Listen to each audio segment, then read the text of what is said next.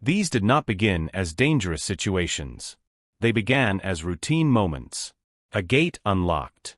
A feeding carried out as it had been hundreds of times before. A familiar animal approached without hesitation. There were no warnings that felt urgent.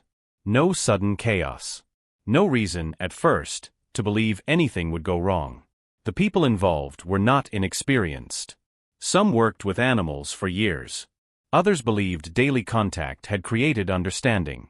But the animals involved were not governed by familiarity. They were governed by instinct. Instinct shaped long before human presence existed. What follows are 5 incidents where routine actions triggered irreversible responses. Moments where perceived control collapsed in seconds. And where survival depended on instincts humans could not influence once they were activated. The incident occurred in Connecticut during the winter of 2009, inside a private residential property not designed as a zoological facility. It was late afternoon. Outdoor temperatures were low. The sky was overcast, producing flat, diffuse light that entered the home through uncovered windows. Inside, there was no ambient noise from outside traffic or visitors. The interior environment was quiet and unchanged from previous days. The human subject was a woman in her early 50s. She was not formally trained in animal behavior, zoology, or primatology. Her experience with the animal came from more than a decade of daily proximity and routine handling. She had participated in feeding, grooming, and unrestricted contact since the animal's infancy. Over time, this familiarity produced confidence. Interactions were demonstrative and unguarded. Compliance was expected. The animal was a male chimpanzee, pan troglodytes, weighing between 150 and 200 pounds. He was fully mature.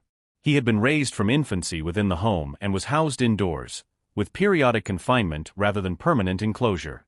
He was known by the name Travis. Chimpanzees retain significant physical advantages over humans into adulthood.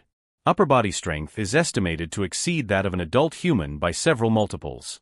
Canine teeth are elongated and adapted for tearing.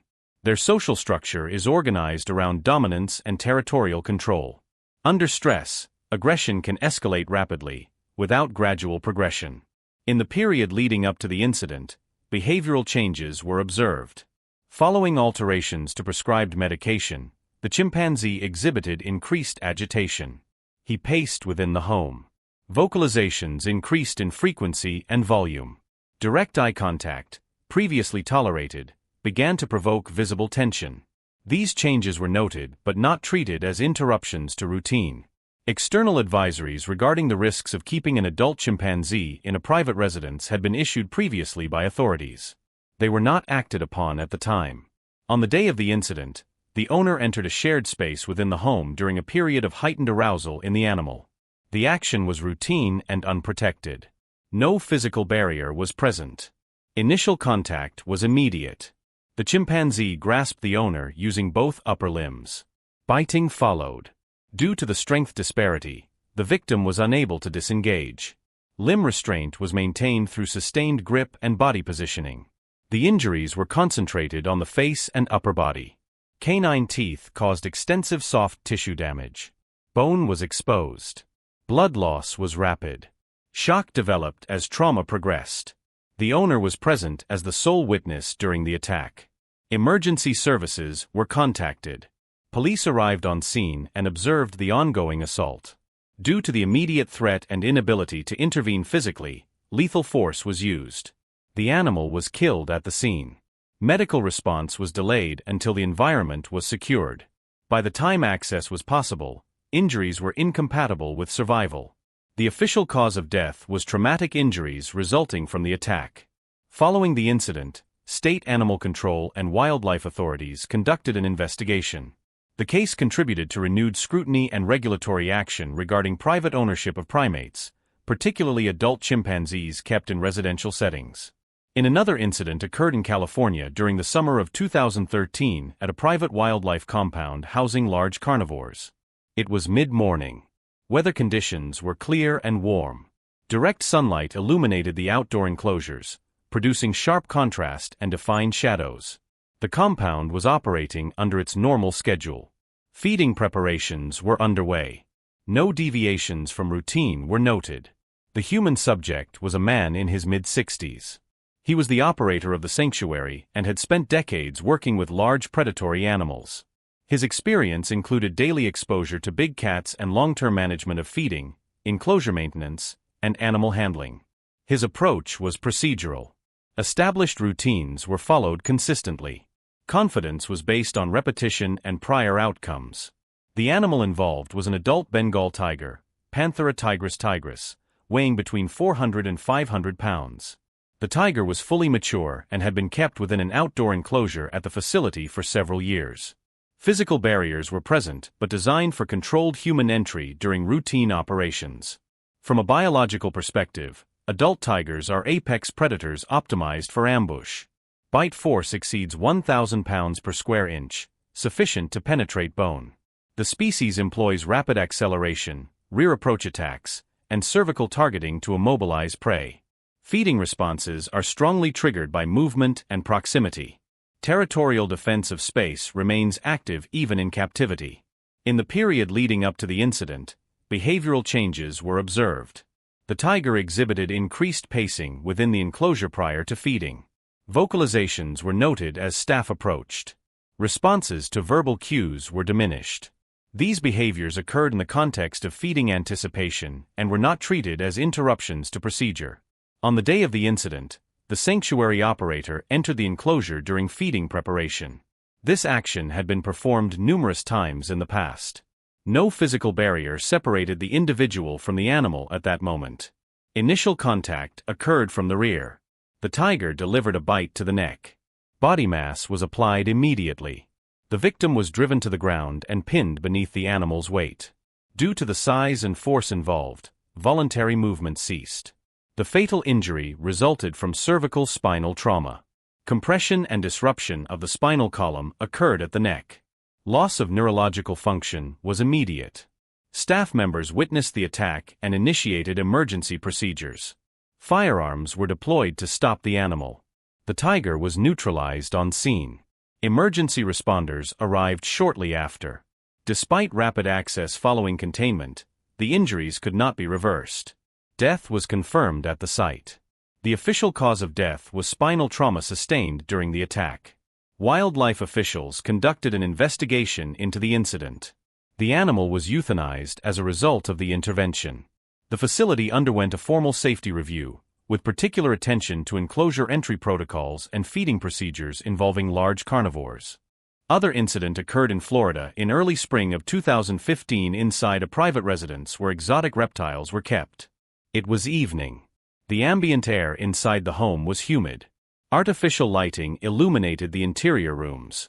There was no external noise. No other occupants were present. The household environment was still. The human subject was a man in his late 40s. He was an exotic reptile enthusiast with several years of experience owning and maintaining large constrictor snakes. His approach to care was methodical. Tasks were performed alone and followed consistent patterns. Routine was relied upon as a control mechanism. The animal involved was an adult Burmese python, Python bivitatus, measuring between 10 and 12 feet in length and weighing more than 150 pounds. The snake was fully mature and had been kept indoors within a designated enclosure for multiple years.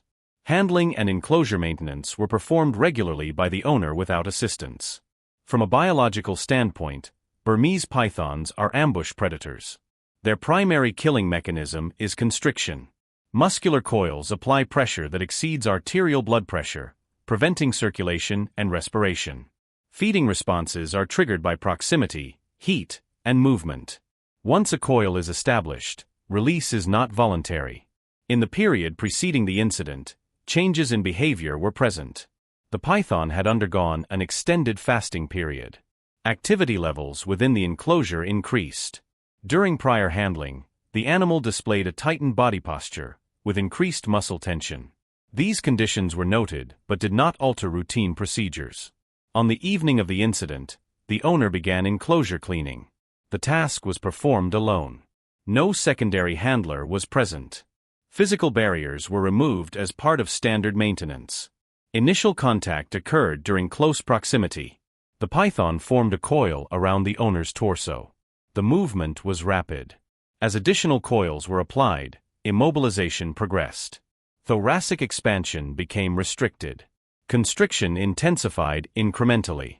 Pressure prevented effective breathing. Loss of consciousness followed. The fatal mechanism was asphyxiation caused by sustained thoracic compression. There were no witnesses. Emergency responders were alerted several hours later after the individual failed to make contact. Upon arrival, resuscitation efforts were initiated but were unsuccessful due to the duration of oxygen deprivation. The official cause of death was asphyxiation. Animal control authorities seized the python from the residents. The animal was euthanized. An investigation reviewed the circumstances of ownership and enclosure practices, with attention to compliance with state regulations governing the possession of large constrictor reptiles. Other incident occurred in Montana in the autumn of 2018 at a privately operated wildlife facility housing large mammals. It was early morning. The air was cool and clear. Low-angle sunlight cast long shadows across the enclosure grounds. Feeding had not yet begun. The environment was quiet, with no visible movement from staff or visitors. The enclosure was in its usual state prior to daily routines. The human subject was a man in his early 50s. He owned and operated the wildlife facility and had raised the animal involved from a cub. His experience was based on long-term familiarity rather than formal institutional oversight. Daily contact had occurred over more than a decade. This familiarity produced a dismissive attitude toward perceived risk. Proximity was treated as normal. The animal was an adult American black bear, Ursus americanus, weighing between 300 and 400 pounds. It was fully mature and housed in an outdoor enclosure on the property. The bear had remained under the same ownership since early life and was accustomed to the presence of the owner within its enclosure. Black bears are omnivorous animals with feeding responses that intensify around food availability. They exhibit territorial defense behaviors, particularly within confined spaces. Bite force is sufficient to crush bone. Seasonal hormonal shifts in autumn can increase food-driven aggression as caloric intake becomes a priority. In the period leading up to the incident, changes were observed. The bear displayed increased agitation during feeding periods. Pacing along the enclosure fence became more frequent. Tolerance for close human proximity decreased. These behaviors were present during routine interactions and were not treated as barriers to entry. On the morning of the incident, the owner entered the enclosure before feeding. The action was routine and unaccompanied. No physical barrier separated him from the animal. Initial contact occurred shortly after entry. The bear lunged, delivering a bite while simultaneously shoving the individual to the ground. Body mass was applied immediately. The victim was pinned beneath the animal's weight, preventing escape.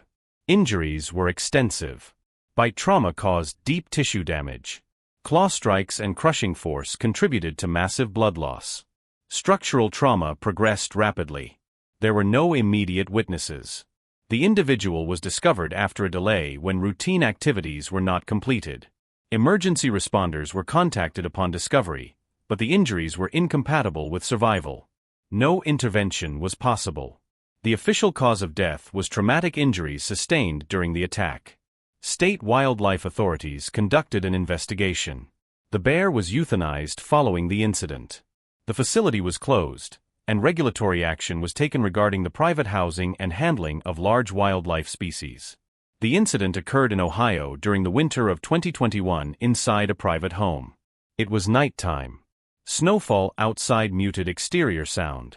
Interior lighting illuminated the living space without variation. No visitors were present. The household was following its usual evening routine. The human subject was a man in his late 60s. He was retired and had owned dogs throughout his life. His experience with domestic animals was long-term and informal. Care routines were consistent and rarely adjusted. Trust in familiar behavior guided daily interactions. The animal was an adult Rottweiler, Canis lupus familiaris, weighing between 90 and 120 pounds. The dog had been kept in the home for several years. It was integrated into the household environment without physical separation during feeding or handling. From a biological perspective, Rottweilers retain guarding and resource protection instincts. Bite force is sufficient to damage arteries and underlying tissue. Pain or injury can lower thresholds for aggression. Food-related contexts increase sensitivity to proximity and touch. In the period preceding the incident, behavioral changes were present. The dog had developed a limp and showed signs of physical discomfort. Episodes of food guarding were observed. Tolerance for physical contact decreased, particularly around the head and shoulders. These changes occurred gradually and did not alter established routines. On the night of the incident, the owner attempted to physically assist the dog during feeding. The action was routine and unprotected. The individual was within close range, with hands near the animal's body. Initial contact occurred immediately. The dog bit the owner's extremity. Release did not follow. Repeated clamping occurred as the animal maintained position. The victim was unable to disengage. The fatal injury resulted from arterial damage. Blood loss was rapid and sustained. Loss of consciousness followed as circulation failed.